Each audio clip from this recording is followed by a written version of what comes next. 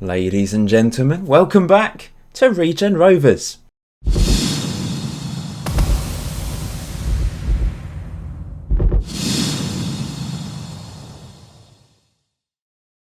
We're approaching the end of our first Premier League season. I've got 3 matches for you today. First of all, the Hampshire Senior Cup final against Totton, but the next 2 matches are huge. Leicester away, we still haven't managed to win a single away league game this year. And then Burnley, who are 19th place, we need to be beating them. That is just must win. And then, next episode, I'm going to show you the last 4 games of the season. It's going to be a Premier, YouTube Premier. You can watch along with me as if it's live, although it's not really live, but you can get involved in the chat, etc. So the aim is to have that uploaded on Monday. So yeah, join me for that if you can. But first of all, let's get on with today's episode. Hampshire Senior Cup, you're going to see some old faces today. Totton are playing all the way down in the English Southern League Premier South. At one point, didn't they get promoted to the National League South with us? Can't really remember. Obviously, it's a local derby, Hampshire Senior Cup. All matches are local derbies. I quite like Totton. It's an interesting little town, I must say. There's a little bit of an old-fashioned feel to it. Like it's a little bit behind. But I don't know. It's nice. Those of you that have been to Totton, you might know what I mean. Just west of Southampton. So the team I'm going to be going with. We've got David Okoro. The club, well, he's not the big. I wouldn't say he's the biggest legend of the club now. It's Mark Ball. And although Mark Ball is a first team player, he will play up front today. Just realised Doran's really tired. Why am I playing Doran? Could play. Well, we're playing. We've got Nunez on the bench. At the back, we're going with Savic and Kuz as our fullbacks. They tend to be our second choice fullbacks these days. Mattio's going to play alongside Philip Thomas, our young 17-year-old centre-back. Lots of promise to him. Michael Boyd on the right, Doran on the left. Serenity and Perry Miles in the middle, with our young Russian up front who scored 3 goals in this competition and 22 for the under-23s this season. Ganestilov alongside Mark Ball, and a bench of Bayliss, Henry, D'Alfonso, Lawler and Nunez. We don't really have many old faces left, let's be honest. I could put Fawkes and Perry Miles. Oh, we've got Perry Miles, so I could put Fawkes and Ray Rigg into the team. They've both played, I think Ray Rigg's played once and Fawkes has played twice this season in the Hampshire Senior Cup. But they're I don't know why they're still here. I don't know why they haven't left. It's really weird. They're just not good enough. Fawkes hasn't done anything for years and years and years. When did he last score a goal, even in the Hampshire Senior Cup? Must be centuries ago. Let's have a look. It was here. It was when we were in the National League. He managed to score a goal in a cup competition, which I presume was the Hampshire Senior Cup. Why is he still... I just don't understand why he's still here. It's funny. I would put it... Maybe I should put him on the bench instead of Lawler. We should have enough about us to score. Let's do it. Let's put Morgan Fawkes on the bench. So Totton lining up with a 4-4-1-1. Their top goal scorer this season, Richard Whittaker. We should be thrashing Totton. We really should. Even with this slightly bizarre mishmash of a team. Some first team players, some fourth choice players probably these days. Well, Corey's third choice goalkeeper, of course. It'd be great to win the Hampshire Senior Cup again. Just for the fans. I mean, this is just a nice local competition that we still compete in. We're going to go attacking. Doran's played phenomenally well in this competition. His average rating, 8.53. He's picked up 5 assists in 3 games. Well, off we go. We're at St Mary's Stadium in Southampton. I've not been doing the Google Maps thing recently. I've been a bit lazy, to be honest. It just adds, a few minutes onto everything we do in that. I'm lazy, sorry. I do apologise. Well, this is boring. I was hoping for an exciting game, but it's at the moment pretty poor. I'm going to actually play 2 advanced forwards. We're going to push these wingers up. I haven't shown you the last few results. What am I doing? I'll show you them after this game. We beat Farnborough 2-0 in the semi-final to get through to this final. I'm all over the place. What is going on? Free kick to Totton. Blasted over. That's the first highlight of the game and it's for Totton. That is not good. 38% possession, lads. What are you doing? Well, that is a shocking first half. I do apologise on behalf of the team. Michael Boyd is stressed. I'm going to bring Nunez on for Doran. Be more expressive. Let's go for that. Get stuck in. Oh, finally. An open play highlight on the 54th minute. If that goal wins us the final. Oh, wow. calamity for their goalkeeper. Mark Ball gets his 12th goal of the season. He is our top goal scorer now, by the way. He's ahead of Stuart Bigg, who's really dropped off lately. But this is an hilarious goal. What is... Mark Ball, thank you very much. Corner. Nunez to take it. Plays it short to Kuz. Puts it into the danger zone and it's in the back of the net. Mark Ball gets another. The biggest legend at the club, our club captain, is firing our way to another Hampshire Senior Cup title. Nice to add another trophy to the trophy cabinet. It was pinged in there. Gnezdilov headed it down and Mark Ball just poached it like an egg. I'm going to bring Forks on. It's got to be done now. We're 2-0 up. We're sailing to victory. Literally, I don't think I've seen Morgan Forks even touch the ball in the last few Hampshire Senior Cup games. He just doesn't do anything. He's just like the Titanic up front. His turning circle's awful. It's like what's got a really bad turning circle? I don't know. A lorry, I guess. Well, they're not bad, are they? Well, this has been a pretty disappointing final, let's be honest. But it looks like... Oh, Fox! He had the shot. He was offside anyway. So that touch doesn't even count. I wonder how many touches he actually has had in the last few years. One last change. I'm going to bring... that doesn't really matter. Delfonso on... No, actually, we're throwing Ian Henry. Give him some first team football. Wow, a comfortable 2-0 win in the end. We've won another Hampshire Senior Cup. I don't even know what number that is. I just don't understand this red jumper for the goalkeeper, the sub-goalkeeper. It's like Rupert the Bear. Oh, David Okora is loving it, isn't he? Look at him. Absolutely loving life. Can't blame him, though. We've won 3 of the last 4 Hampshire Senior Cups. I mean, we're obviously the favourites, even with me putting out weaker teams, especially in the early rounds. We are the favourites, and we've now won it 4 times, which is the same as Aldershot. Hopefully next season we'll be able to beat them and go up to 5 wins. Well, everyone's pleased with me. Mark Ball's on form, which is good. Let's praise him. I need to show you our recent results then. I got ahead of myself a bit. So since you left me, the last video we lost against Brighton and beat Norwich. We then lost against West Ham, an expected loss because it's away from home. But Mark Ball scored in the first minute. It's a bit of a cock-up from their defence really. I'm not sure what they were doing. Reece Oxford blasted it into...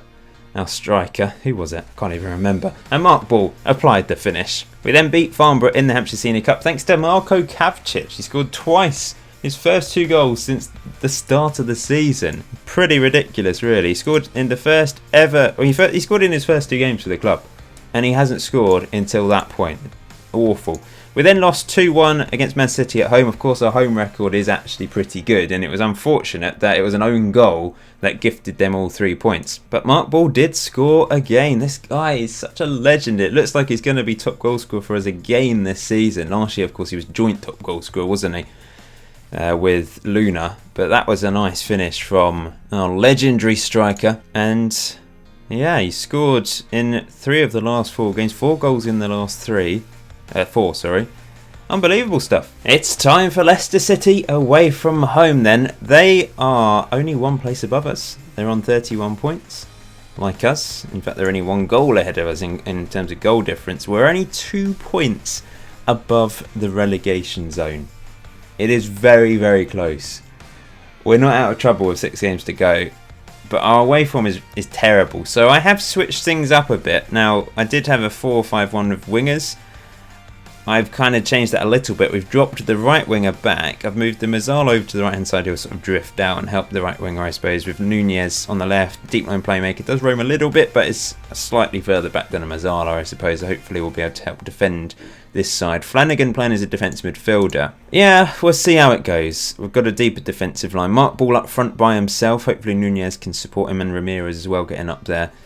Mark Ball's the informed striker and he deserves to start up there. Alan Stewart's really dropped off. He got 1 goal recently, didn't he, in the last episode. But after a very promising, kind of, not right at the start, but sort of a few games in, from about the 10th game to about the, 20th game, he was fantastic, wasn't he? Let's get on with this. Here we go then. Let's have a quick look at this Leicester team. Casper, the ghost up front. A Portuguese international, looks really good. I'm not sure how they're struggling this season, why they're struggling. Mexican international on the right hand side, a real life player.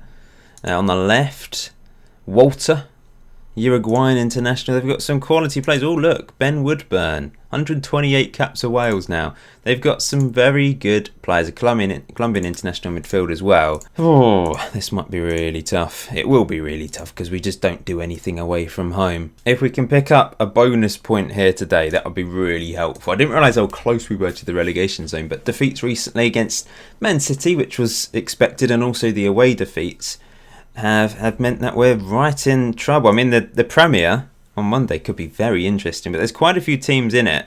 Southampton are pretty much, I think they're safe. It's Leicester down that's in trouble. It looks like Aston Villa will go down. There's still a chance for them to get out, but it's a big ask. But yeah, it's very close between Leicester, us, Watford, Huddersfield, Bournemouth. Very tight. This is good. It's 0-0. Nothing happening. Got our first highlight here. Shriver back to Matteo. Into Vitor. Pumps it long. Oh, looking for Mark Ball. We can't find him. It was an adventurous pass from Vitor, wasn't it? He's still on loan from Leeds. I don't know whether we're signing permanently. I feel like we do need to generally improve the defence. Matteo was once upon a time our top... they've scored. Walter scores. He was our most expensive signing, wasn't he, last year in the Championship? But I don't think he's really a Premier League player. Not quite good enough. And Vitor, likewise, probably a top-end Championship player, really. I do like him, though. He's young still. He's only 23. Well, nothing happened for us. It was just one goal for Leicester. One opportunity, and they took it. So I think what I'm going to do is we're going to go a bit more attacking. I'm going to throw on Lawler. Mark Ball's going to play out wide, and we'll go to balanced. We'll push the defence up a little bit. Hit early crosses, maybe? Yeah, let's go for that. Let's just try something a little bit different in the second half. There was literally 3 shots in that first half. 2 for Leicester, 1 for us. It's not happening. Maybe I need to try the home tactic again, away from home. Just give it a go. Here's Casper. Is it Casper or Gasper, actually? I'm not sure if I'm reading that correctly. Here's Mark Ball. Maybe we can counter. No, he can't get on the end of it. Oh, it is Gasper, not Casper. We're going with the home tactic. We're switching it up, and we're going attacking. Stewart's going to come on for Mark Ball. Change the roles up a little bit. 10 minutes to try and grab a draw. It's been a terrible game. We're still 2 points above the relegation zone. However, we've played 33 games. Can there be one chance for us, please? This has been a pathetic match of football. They've scored from one fairly long-range effort. There's been no chances whatsoever. But this is what I was aiming for. I was aiming to just shut teams out away from home, and it almost worked. But that's 2. It's all over. Going to the home tactics opened us up at the back a little bit. And Gasper has scored. Oh, that was shocking. Really shocking. To be expected, a defeat away from home. It wasn't...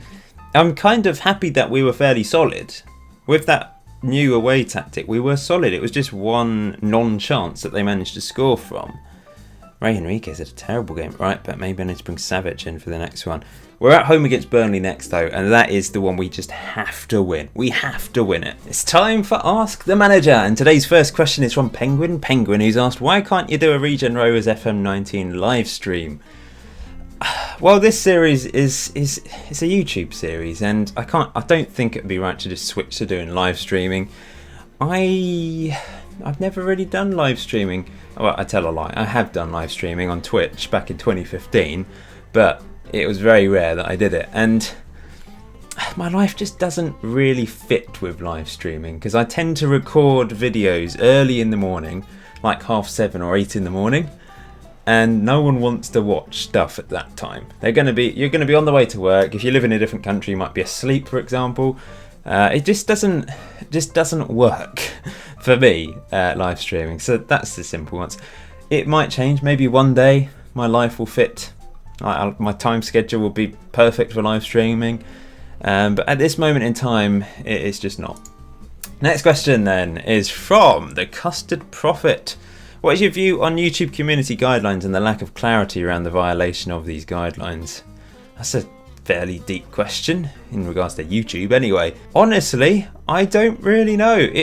I haven't really paid much attention to the YouTube rules and regulations recently. I feel... Are you referring to the fact that nowadays, technically, you're not meant to swear in videos, and if you do, then advertising is taken away? I don't know. YouTube have to make money. They have to make money from advertisers, and the problem is there's a lot of controversial stuff on YouTube, which has led to advertisers not wanting to put adverts on YouTube videos. With traditional TV, they have more control over what's going on there, which is why, an advert on Dave or a random channel in the UK that probably only gets a few thousand people watching a program, compared to a YouTuber with 1 million subscribers getting hundreds of thousands of views on their videos.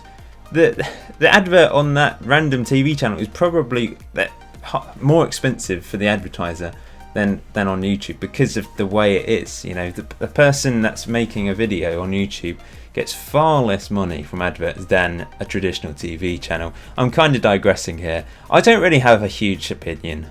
I just make my videos and stick them up and just let it be. If YouTube disappears one day, then I guess I'll just move to a different platform. It would be a bit of a blow, of course.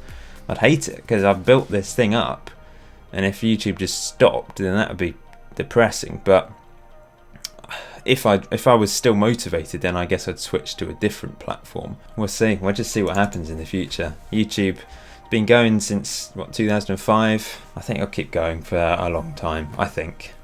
Now, last question today then. Lloyd Alexander, if you were to ever appoint / change your assistant manager, which former Regen Rovers player would you appoint? Okay, so basically, hypothetically, if one of my ex-Regen Rovers players became a coach, well, they'd have to be good enough. We're in the Premier League now, but in terms of club legends, of course, Mark Ball, if he retires, but he probably won't retire by the end of this series, hopefully. Chef, we tried him out as a coach and he was useless, wasn't he? David Okoro would be perfect. Let's say he retires next year.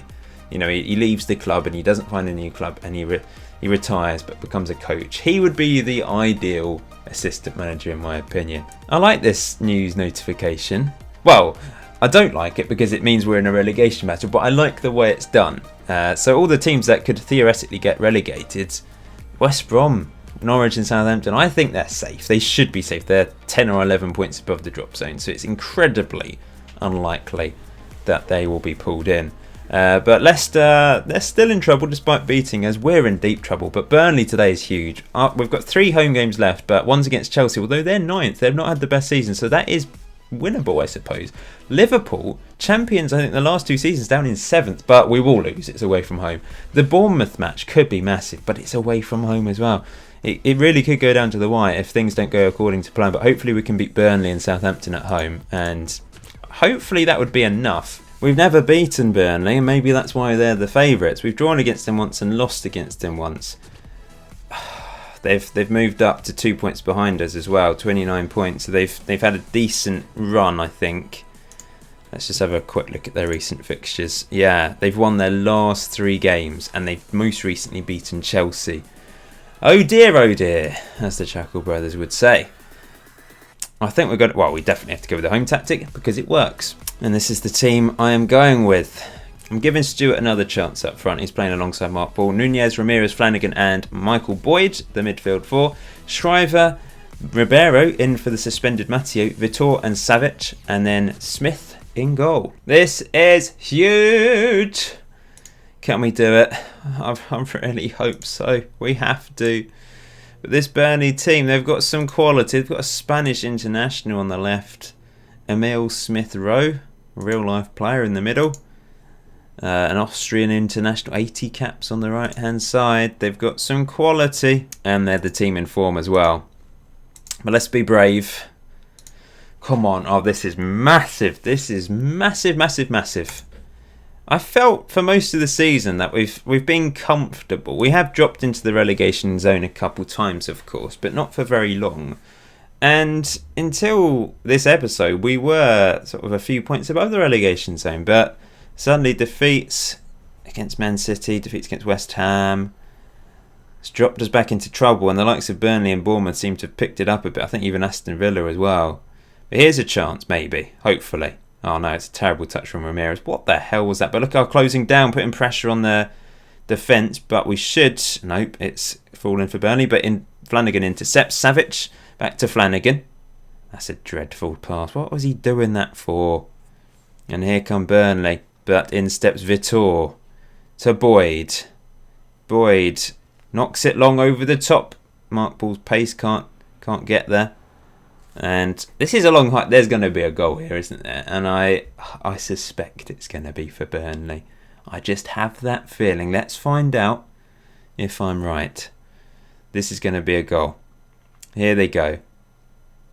Oh, Smith keeps it out. It's not a goal. Oh, thank the Lord. Here's Nunez. Tackled, but Ramirez picks up the pieces. Feeds it through to Mark Ball. But it's back to Mark Ball here. Oh, off the crossbar. What an effort. What an effort from Mark Ball. Let's get creative. Oh, that's inspired them. Always works. Oh, Flanagan's picked up a 10th yellow. He's suspended for the next 2 games. He gets so many yellow cards. Mattio's got 10. That's why he's suspended today. It's okay. Burnley have moved out of the relegation zone with this job. Just realised Bournemouth have 2 games in hand. What can we do to change things up a little bit? I'm going to play Stewart as the complete forward on support and then Mark Ball as the advanced forward in his more natural role. Let's go for that. Just alter things up front. See if that makes a difference. Stewart's pretty good with the whole dribbling, just smashing through players with his strength and height and his okay dribbling ability. He's just a battering ram, I think. Here's Nunez. Nunez does really well. Crosses it in. Headed away. Boyd! Off the post! I think it was a save, actually. Maybe a save onto the post. I'm not entirely sure, but either way, it didn't go in. Oh, they brought on Brewster up front. Going to bring on Lawler in the middle. This is a brave move. Sean Lawler for Flanagan. He can play as a box-to-box midfielder. This hasn't been the most exciting episode, has it? We're going attacking for the last few minutes. There's just not been much to it. A comfortable 2-0 win against Tottenham in the Hampshire Senior Cup wasn't exactly exciting. Pretty boring 2-0 loss against Leicester. Now it's 0-0 against Burnley. We're going to push Nunez up. We're actually going to go target man. We're going to knock it long. Go more direct. Hit early crosses. I'm just trying something different. Let's knock it up. Ramirez has played pretty dreadful. I'm going to bring him off with Deratic. A corner. Nunez to Shriver. Crosses it in. Headed on. Alan Stewart. 11th goal of the season. That goal is potentially massive. Wow. That is. I can't talk. I'm speechless. I'm actually going to bring on. Oh no, I don't. I've not done this well. Lawler. Oh, I don't know. Maybe Kavcic will come on for Mark. No, we'll leave it. I'm dithering and dallying and not really sure what to do. That is a massive, massive goal. He hasn't scored prolifically for a long time. Just nodded it on, didn't he? Am I going to do some time wasting? Oh no, a highlight. I was hoping it just to go to the end of the game. Here come Burnley. That is a long name. Halil Ibrahim Asian. Deratic intercepts nicely. Vitor slams it long for Stewart. Can he get another? Stewart to kill it off. He's hit the post. Oh, no, he had to do that. He had to score just to settle our nerves for the last few minutes. But he failed. One last sub. I'm going to bring on Cochrane for Boyd, and we will time waste big time now. I think we're going to do it though. There's 10 seconds to go. This is one of the biggest wins of the season. It's been a dreadful game, but Alan Stewart has given us all 3 points, and that will just settle us a bit heading into the last episode, won't it? 4 games to go. We're a few points above the drop zone. Oh, I'm delighted with that win. Absolutely delighted. In the defence, really good ratings from them, so they obviously were solid. We didn't see much. Burnley didn't really do anything, but they obviously did something. And we're 15th in the Premier League, heading into the last 4 games of the season. We're 5 points clear of Huddersfield and Burnley. We're a few points above, in fact we're 5 points clear of Bournemouth as well, but they have 2 games in hand. The highest we'll probably finish is 14th. I'm really hoping that we've done enough already. I'm hoping that the teams below us won't be picking up more than 5 points, but it's certainly possible. Liverpool will be the first game of the next episode. That's going to be a loss, isn't it? Southampton is big. If we can get a win there, then I think we've done enough. Chelsea at home. I'm hoping we don't need to try and get a result at home against Chelsea. I know our home record is good, but Chelsea are a very good team, even though they've perhaps underperformed this season. And I'm really hoping it doesn't go down to the wire with Bournemouth, because away from home, no, it's not going to happen. Although maybe we're saving our 1 win of the season away from home for the last game of the season. That would be quite nice. But we'll leave it there. Thank you for watching today's episode. Yeah, it wasn't the most exciting one, but hopefully there'll be lots of drama in a good way in the last episode of the season. Until next time, enjoy FM19, enjoy the rest of your day. I'll see you very soon.